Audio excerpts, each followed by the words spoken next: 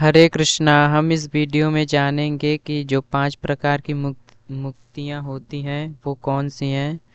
तो चलिए शुरू करते हैं। तो मुख्यतः 5 प्रकार की मुक्ति का वर्णन किया गया है। पहला देखते हैं सालोक्य मुक्ति।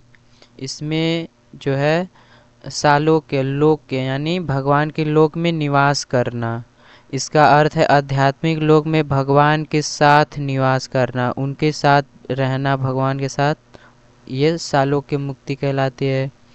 दूसरा देखते हैं सारूप्य मुक्ति। इसी से पता चल जा रहा है रूप मतलब भगवान के जैसा रूप, भगवान के समान रूप प्राप्त करना। शारीरिक यहाँ पे नहीं होगा, इसको हटा देते हैं।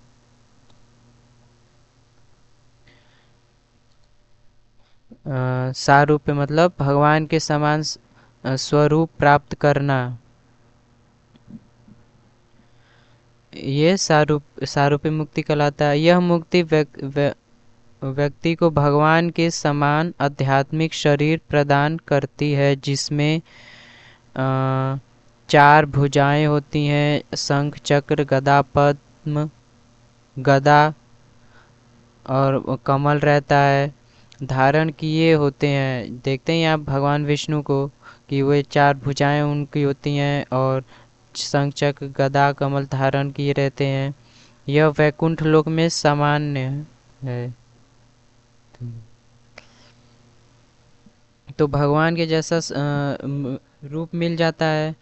तो कोई सोचेगा कि जब भगवान के जैसा रूप मिल जाता है तो भगवान में और उनके पार्षद में भेद कैसे दिखा, कोई देखेगा, कोई पहचानेगा कैसे कि ये भगवान है और ये उनके पार्षद।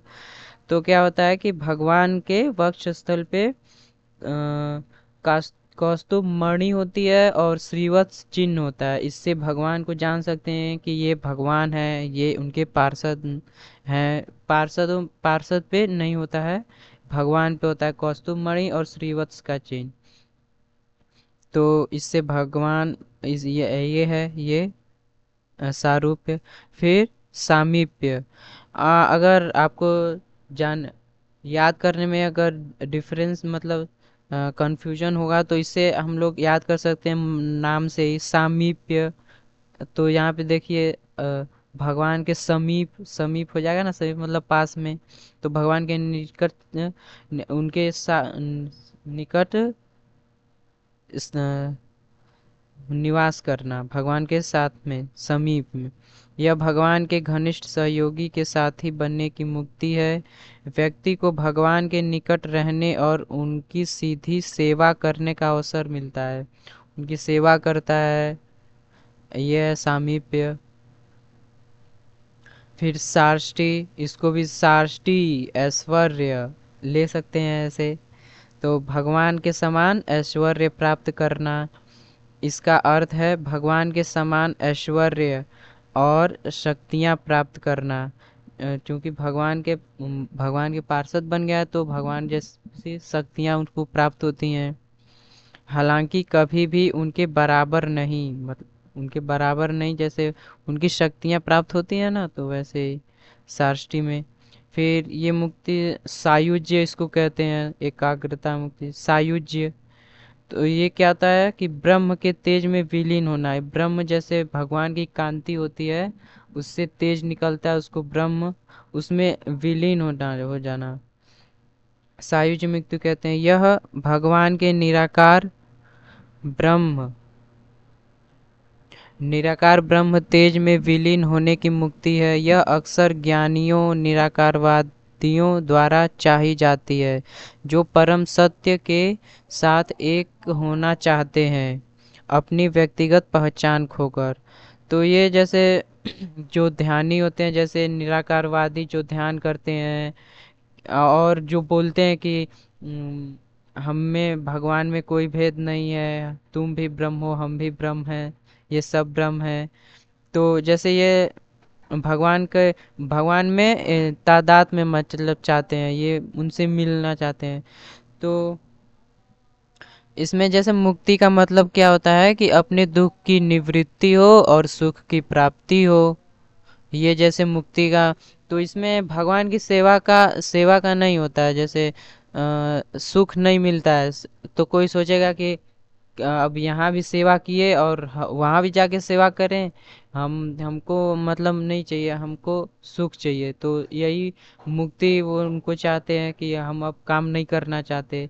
लेकिन अगर कोई भक्ति कर रहा है, उससे पूछिए कि भगवान की सेवा में क्या सुख है। जब यहाँ भौतिक जगत में रहकर भगवान की सेवा करते हैं, उनका नाम जप करते हैं, उनकी अर्चना करते हैं, जैसे भगवान बताया ना कि श्रवणम कीर्तनम विष्णु स्मरणम पाद सेवनम अर्चनम वंदनम दास्य साख्यात्म निवेदनम इति पुंसार्पिता विष्णु भक्ति छिन्न बलक्षणा क्रियत भगवत्यधा तन्मन्य धीतमुत्तमम। 9 प्रकार से श्रवण करना, कीर्तन करना, वंदन, अर्चन, दास्य साख्यात्म निवेदन, ऐसे। तो इसमें सुख मिलता है, जित भगवान की सेवा करें तो सुख मिलता है। लेकिन यहाँ पे जो मुक्ति है, इसमें बस अपने अपने दुख की निवृत्ति होती है, सुख की प्राप्ति होती है, इसमें कुछ करते नहीं। इसीलिए तो कोई देख आपको दिख भी जाएगा, जैसे जो मुक्ति का अभिलाषी है वो भक्ति करते हुए भी दिख जाएगा, नाम जप करते हुए, लेकिन उसका अंततोगत्वा वो लीन होना चाहेगा तादात्म्य में भगवान से। तो ये है। अ,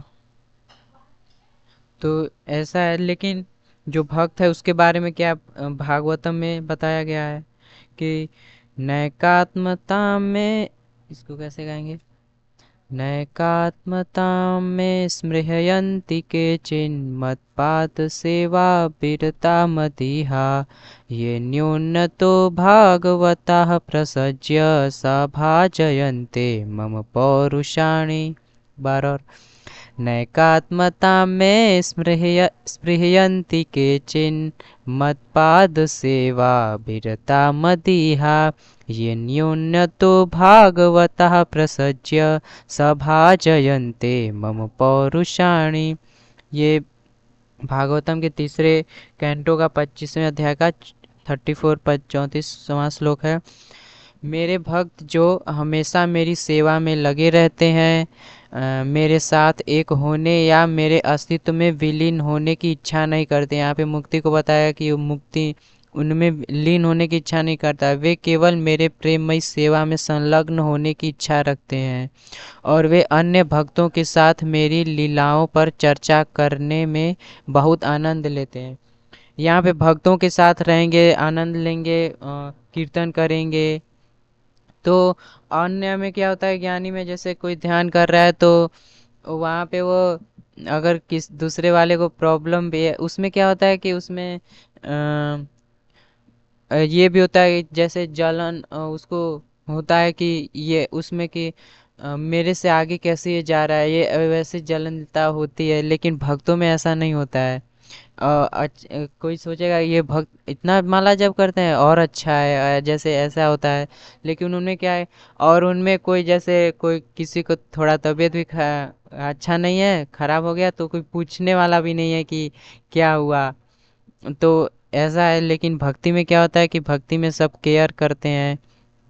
और भगवान क्या बोलते हैं ये देखिए, सालोक्य साष्टि सामीप्य सारूप्य केतम अप्युतः दीयमानम न गृह्णन्ति विना मत सेवनम जना।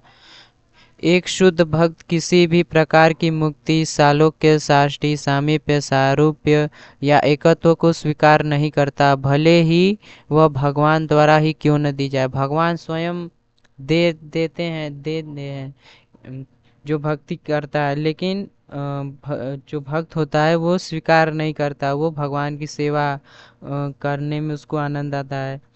और जो एक और श्लोक देखते हैं, हरि भक्ति महादेव्या सर्वमुक्त्यादि सिद्धयः भुक्तत्यश्चाद्भुतास्तस्या शेटिकावदनुद्रुतः। हरि भक्ति, जो भक्ति महादेवी के पीछे सभी मुक्ति मुक्ति भुक्ति आदि सिद्धियां दासी की तरह चलती हैं। देखिए यहाँ पे कि जो भक्त रहता है, भक्ति करता है, उसके पीछे ये भुक्ति मुक्ति सिद्धियां चलती हैं। कि जैसे बोलते होंगे कि एक बार से मुझे भी सेवा का मौका दें, भुक्तियां मुक्तियां। लेकिन क्या है, जो भक्त रहता है वो इधर ध्यान नहीं देता, वो भक्ति करता है भगवान की सेवा। तो इसमें मुक्तियों का वर्णन आप सुने। तो यहीं पे वीडियो समाप्त करते हैं। हरे कृष्णा।